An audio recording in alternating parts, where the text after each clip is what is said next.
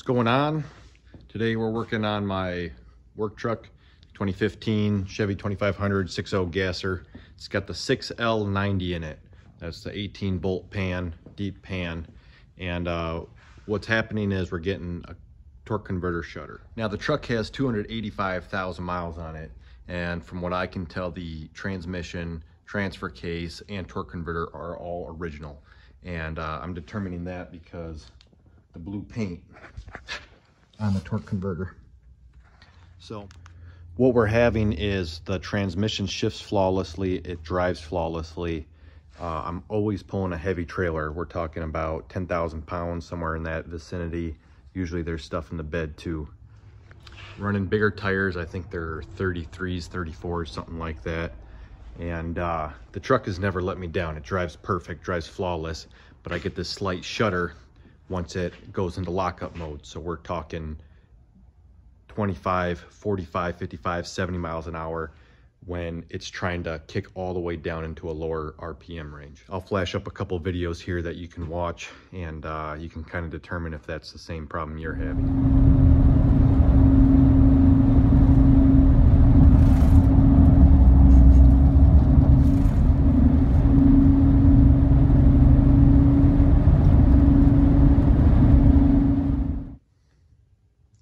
My transmission's working flawlessly. It's just the torque converter and possibly the valve body. I know that there's a torque converter controller that might not be giving enough pressure, something like that. I don't really work with this kind of stuff. I mostly work with older Fords. So I don't have the computer stuff to figure this out. I just know that I was quoted about 5,000 bucks for a new transmission, and that's a lot of money for me.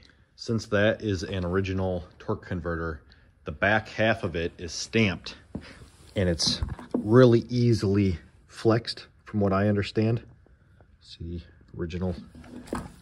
So that means that the torque converter clutch, there's a clutch inside of there, is kind of shimmying because it doesn't have 100% even flat surface inside that torque converter.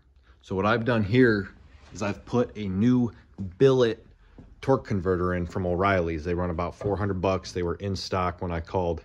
And I'm gonna clean the system, flush the system super good, and hopefully I can get 30,000 miles out of it before the transmission sees any problems. My major concern is this thing. When I originally felt the shudder, I immediately did a oil change in the transmission, not a flush, just a change, and there was metal galore. I mean, it's to be expected when the torque converter is acting like that.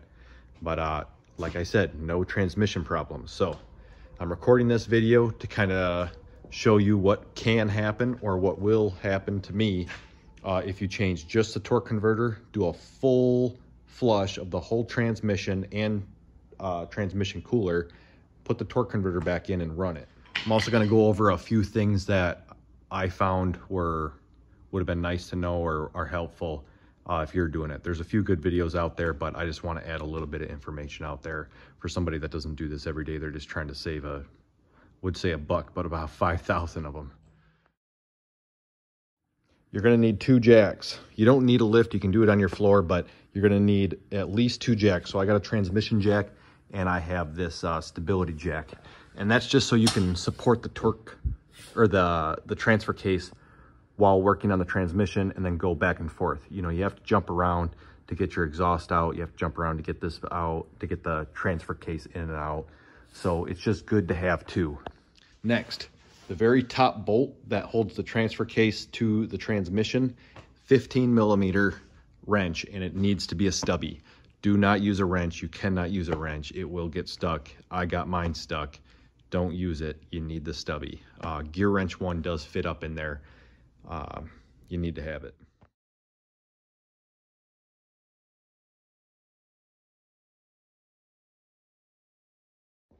A job like this can be done with simple hand tools, but I would say get the quality ones. I'm not saying it has to be Snap-on, but it's got to have good back throw to it. It's got to have more teeth in it. The Quinn at Harbor Freight is plenty good, but don't be using grandpa's sockets that are going to strip your bolts. Don't be using some old ass ratchets that aren't going to have good back drag. It will beat you up. This job will beat you up, especially if you're not doing it every day. If you live far from a parts store, Make sure you get a transfer case gasket. That is guaranteed to rip, and it's very hard to get off, especially with razor blades. I have a gasket remover on my die grinder, and I went through about 5-6 wheels to get all that off. It wasn't that big of a deal because I had the tool, but I did have to make a second run for that gasket. Here's the transfer case gasket. Now, if you're changing just the torque converter and you're not taking out the transmission, you still need at least 8 inches of clearance. So you'll need to take every single component, at least unbolt it from the transmission, except for the shift linkage. You don't need to mess with that. It's not really a huge pain. It's just you really don't want to screw that one up. It has some setting in it. You can leave that fully bolted on. And all the lines can hang there as far as transmission lines, gas lines. All the plugs need to come off of it. All the plugs need to come off the transfer case. The transfer case has to come completely down because your torsion bar support is fully welded in there. You're not unbolting that, and if you are, it's just totally not worth the time to be messing with your front end stuff. It's got to come out. The transmission has to be dropped about probably 6 inches to clear the actual body. Took me about day and a half with all the screwing around and doing it by myself. If I had another hand, it'd probably be pretty helpful, but just here, and it's cold. It's about 30 degrees out in the shop. I don't have the heat running, so it's not a bad job. You can do it, but it's just good to know a few things. So this is now the 3rd filter that's going to be in it within 500 miles. I will change the filter and oil again in another 500 miles. I use this to clean out the trans cooler, and there was metal in the trans cooler. Once I blew it all out, I used compressed air, blew out anything else I could get out of there, and did a really thorough cleaning. The pan was drained before I started this, and it's been sitting empty for the last, probably it's been up on this lift for 5 days now. So I'm gonna pull it again.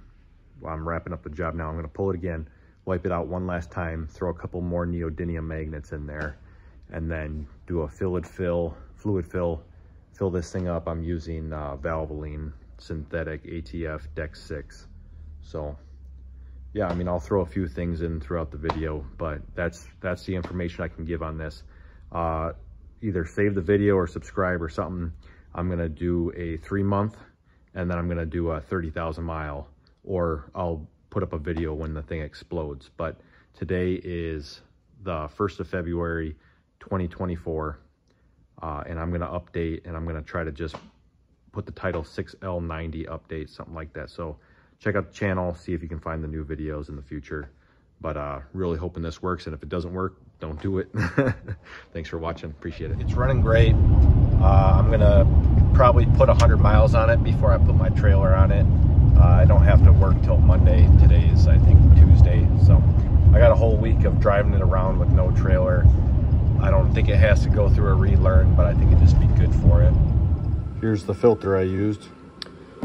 I used 11.5 quarts in the transmission, and I decided to drain and fill up my transfer case. That was only another 1.5 quarts. So in all, I went through probably close to 16 quarts, all said and done.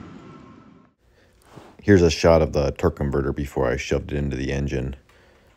Make sure it's got about 1 inch back space. You can see from the bell housing back. Just one more tip. But if you like this video, leave me a comment. If you have any questions about doing it, or if you're in the process of doing it, leave me a comment. I check daily. Appreciate you watching. Thanks.